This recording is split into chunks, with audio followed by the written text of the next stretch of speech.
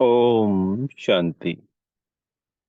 आज 6 मई 2024 के महावाक्यों में प्यारे मीठे बाप दादा ने कहा, मीठे बच्चे, इस जन्म के पापों से हल्का होने के लिए बाप को सच सच सुनाओ और पिछले जन्मों के विकर्मों को योग अग्नि से समाप्त करो। आज का प्रश्न है, खुदाई खिदमतगार बनने के लिए कौन सी एक चिंता चाहिए? फुरना। उत्तर है, हमें याद की यात्रा में रहकर पावन जरूर बनना है। पावन बनने का फुरना चाहिए, यही मुख्य सब्जेक्ट है। जो बच्चे पावन बनते हैं वही बाप के खिदमतगार बन सकते हैं। बाप अकेला क्या करेगा?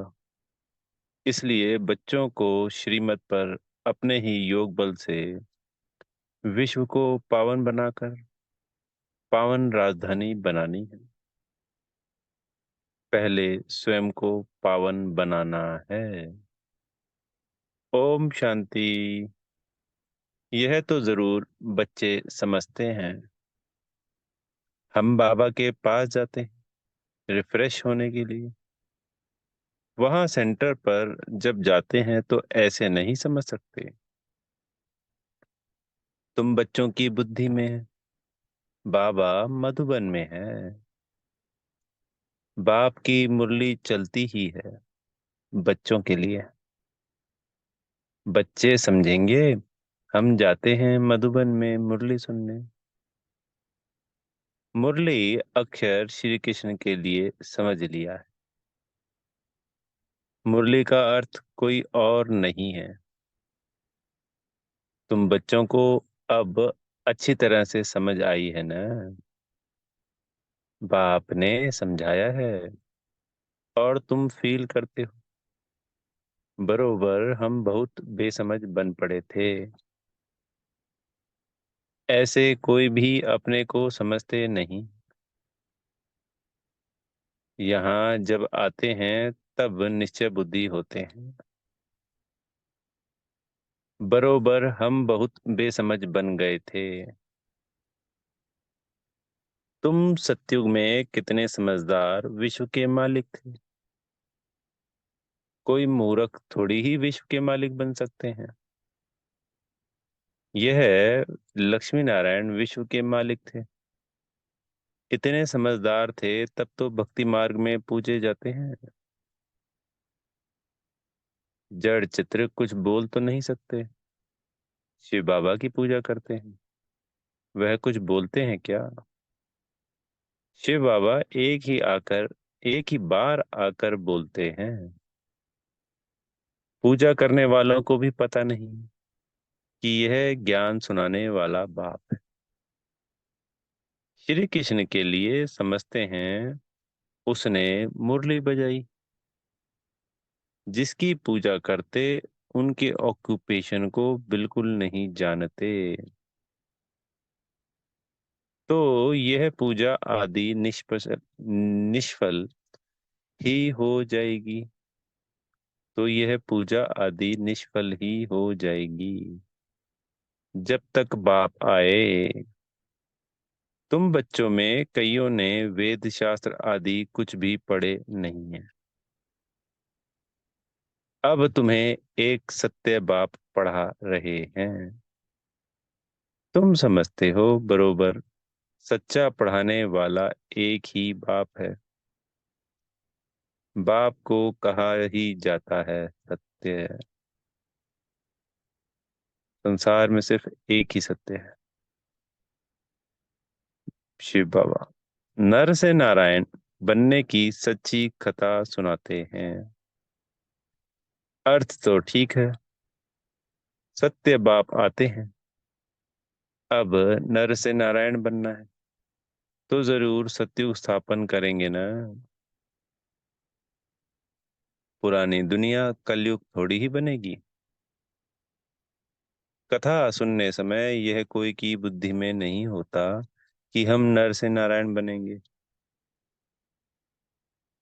अभी तुमको नर से नारायण बनने का राजयोग सिखलाते हैं। यह भी कोई नई बात नहीं।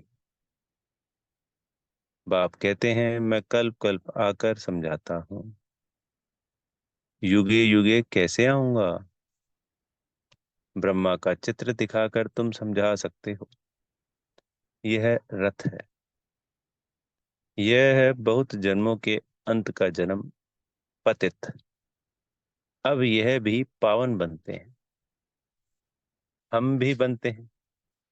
सिवाय योग बल के कोई पावन बन नहीं सकता। विकर्म विनाश हो न सके। पानी में स्नान करने से कोई पावन नहीं बनते। यह है योग अग्नि। पानी होता है आग को बुझाने वाला। आग होती है जलाने वाली। तो पानी कोई आग तो नहीं है जिससे विकर्म विनाश हो। सबसे ज्यादा गुरु आदि इसने किए हैं। ब्रह्मा बाबा की बात करें, शास्त्र भी बहुत पढ़े। इस जन्म में जैसे पंडित था, लेकिन उससे फायदा तो कुछ भी नहीं हुआ। पुण्य आत्मा तो बनते ही नहीं, पाप ही करते आए। बाप ने समझाया है, जो अपने को बच्चे समझते हैं, तो इस जन्म में जो पाप आदि किए हैं, जबकि सम्मुख पाप आया है, तो पाप कर्म बता देना चाहिए, तो हल्का हो जाएगा। इस जन्म में हल्के हो जाएंगे। फिर पुरुषार्थ करना है। जन्म जन्मांतर के पाप कर्म का बोझा जो सिर पर है, उसे उतारना है। बाप योग की बात समझाते हैं। योग से ही विकर्म विनाश होते हैं। यह बातें तुम अभी सुनते हो। सतयुग में यह बातें कोई सुना ना सके। यह सारा ड्रामा बना हुआ है। सेकंड बाय सेकंड यह सारा ड्रामा फिरता रहता है। एक सेकंड ना मिले दूसरे से। सेकंड बाय सेकंड आयु भी कम होती जाती है।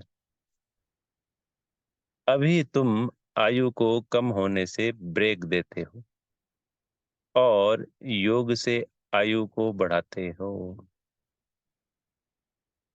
अब तुम बच्चों को अपनी आयु को बड़ा बनाना है, योग बल से।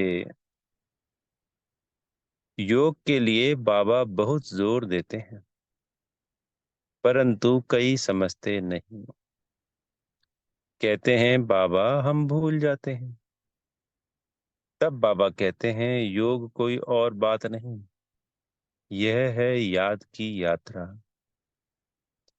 बाप को याद करते करते पाप करते जाएंगे।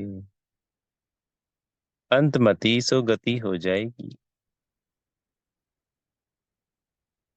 इस पर एक मिसाल भी देते हैं। कोई ने किसको कहा, तुम भैंस हो, तो बस वह समझने लगा मैं तो भैंस हूं। बोला इस दरवाजे से निकलो, तो बोला मैं भैंस हूं, मैं कैसे निकलूं। सचमुच जैसे भैंस बन गया। यह एक मिसाल बैठ बनाया है, बाकी कोई ऐसा है नहीं। यह कोई यथार्थ मिसाल नहीं। हमेशा रियल बात पर मिसाल दिया जाता है। इस समय बाप तुमको जो समझाते हैं, उनके फिर भक्ति मार्ग में त्योहार मनाए जाते हैं। कितने मेले मलाखड़े आदि होते हैं, बाकी इस समय जो कुछ होता है उनके त्योहार बन जाते हैं। तुम यहाँ कितने स्वच्छ बनते हो।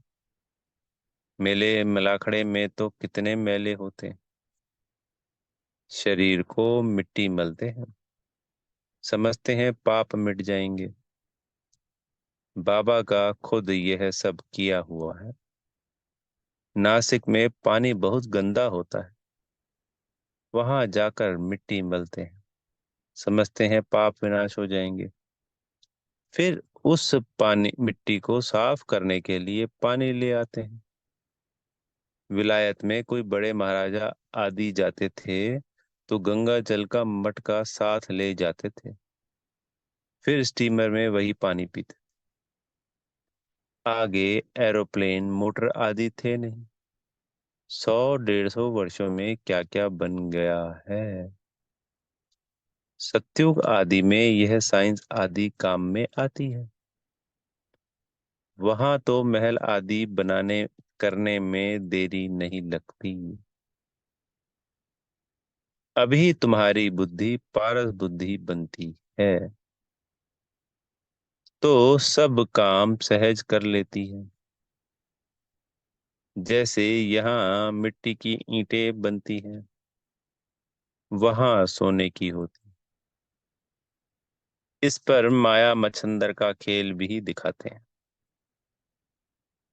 यह तो उन्होंने नाटक बैठ बनाए हैं दिखाने के लिए। बरोबर स्वर्ग में सोने की ईंटें हैं। उसको कहा ही जाता है गोल्डन एज। इसको कहा जाता है आयरन एज। स्वर्ग को तो सभी याद करते हैं। चित्र भी उन्हों के कायम है। कहते भी हैं आदि सनातन धर्म, फिर हिंदू धर्म कह देते हैं। देवता के बदले हिंदू कह देते हैं। कोई विकारी है तो देवता कैसे कहें।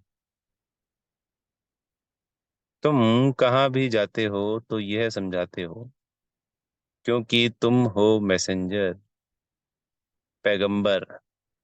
बाप का परिचय हर एक को देना है।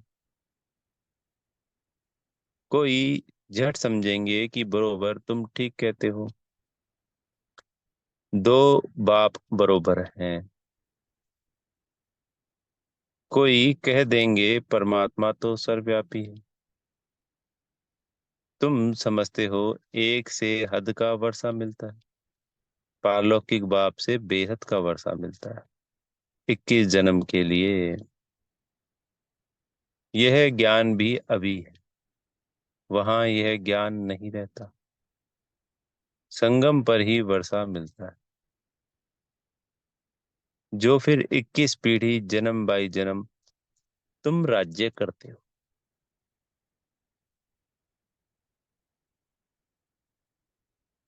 तुम सारे विश्व के मालिक बनते हो। यह तुमको अभी मालूम पड़ा है।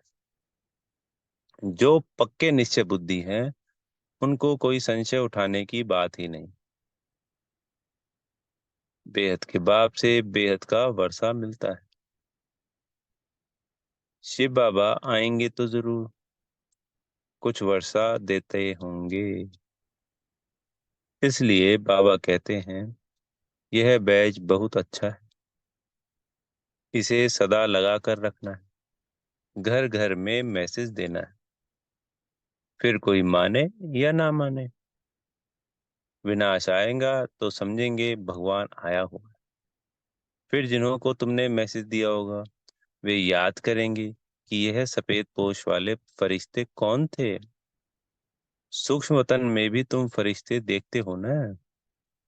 तुम जानते हो मम्मा बाबा योग बल से ऐसा फरिश्ता बनते हैं तो हम भी बनेंगे। यह सब बातें बाप इसमें प्रवेश कर तुमको समझाते हैं, डायरेक्ट नॉलेज देते हैं। जो बाबा में नॉलेज है वह तुम बच्चों में भी है। जब ऊपर में जाते हो तो नॉलेज का पार्ट भी पूरा हो जाता है। फिर जो पार्ट मिला है वह सुख का पार्ट बजाते हैं और यह नॉलेज भूल जाते हैं। तो तुम बच्चे कहाँ भी जाते हो तो मैसेंजर की निशानी, यह बैच साथ में जरूर चाहिए। भल कोई हंसी करे, इस पर क्या हंसी करेंगे। तुम तो यथार्थ बात सुनाते हो। यह बेहद का बाप है, उनका नाम है शिव बाबा। वह कल्याणकारी है, आकर स्वर्ग की स्थापना करते हैं। यह है पुरुषोत्तम संगम युग। यह सारा ज्ञान तुम बच्चों को मिला है, फिर भूलना क्यों चाहिए? बात तो बिल्कुल सहज है। चलते फिरते बाप और वर्षे को याद करना है। शांति धाम और सुख धाम। तुम बच्चे यहाँ आते हो, मुरली सुनकर जाते हो, फिर सुनानी भी चाहिए। ऐसे नहीं सिर्फ एक ही ब्राह्मणी मुरली चलाए। ब्राह्मणी को आप समान बनाकर तैयार करना चाहिए, तब बहुतों का कल्याण कर सकेंगे। अगर एक ब्राह्मणी कहाँ चली जाती है, तो दूसरी क्यों नहीं सेंटर चला सकती? क्या धारणा नहीं की है? स्टूडेंट को पढ़ने और पढ़ाने का शौक चाहिए। मुरली तो बहुत सहज है, कोई भी धारण कर क्लास करा सकते हैं। यहाँ तो बाप बैठे हैं। बाप बच्चों को कहते हैं, कोई भी बात में संशय नहीं होना चाहिए। एक बाप ही है जो सब कुछ जानते हैं। एक ही एम ऑब्जेक्ट है। इसमें कोई प्रश्न आदि पूछने का भी नहीं रहता। सुबह को भी बैठ बच्चों को याद की यात्रा में मदद करता हूँ। सारे बेहद के बच्चे याद रहते हैं।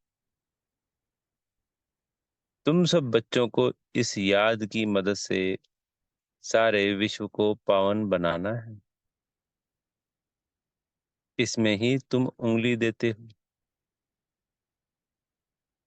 पवित्र तो सारी दुनिया को बनाना है ना। तो बाप सभी बच्चों पर नजर रखते हैं। सब शांति धाम में चले जाएं। सबका अटेंशन खिंचवाते हैं। बाप तो बेहद में ही बैठेंगे। मैं आया हूँ सारी दुनिया को पावन बनाने। सारी दुनिया को करंट दे रहा हूँ, तो पवित्र हो जाए। जिनका पूरा योग बल होगा वह समझेंगे, बाबा अभी बैठकर याद की यात्रा सिखला रहे हैं, जिससे विश्व में शांति होती है। बच्चे भी याद में रहते हैं तो मदद मिलती है।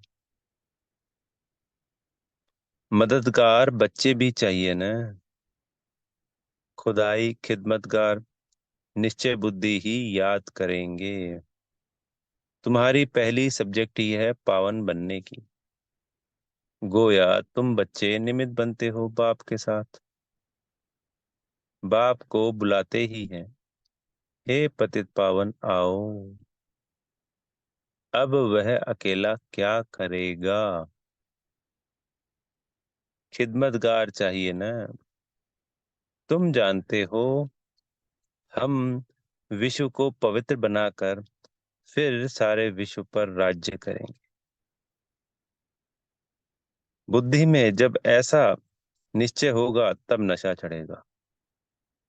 तुम बच्चे जानते हो, हम बाप की श्रीमत से अपने योग बल से अपने लिए राजधानी स्थापन कर रहे हैं। यह नशा चढ़ना चाहिए।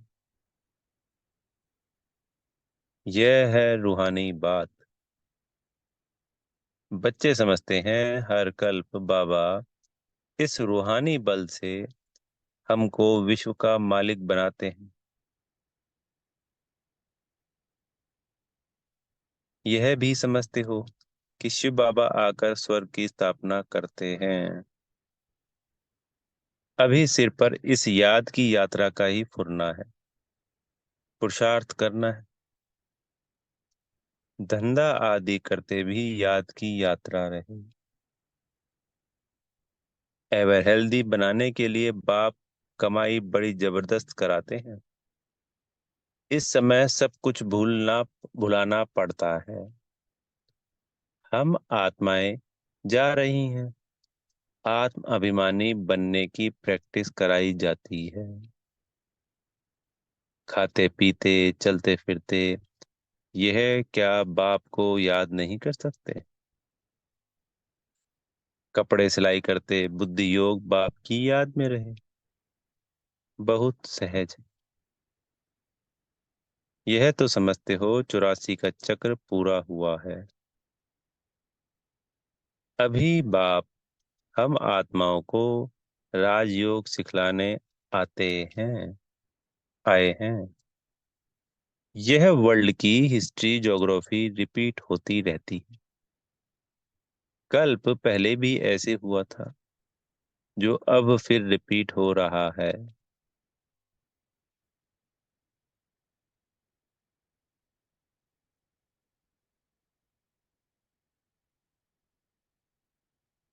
यह रिपीटेशन का राज भी बाप ही समझाते हैं। हर एक को ड्रामा में पार्ट मिला हुआ है। वह बजाते रहते हैं। बच्चों को राय दी जाती है कि बाप को याद करो तो सतो प्रधान बनेंगे। फिर यह शरीर भी छूट जाएगा।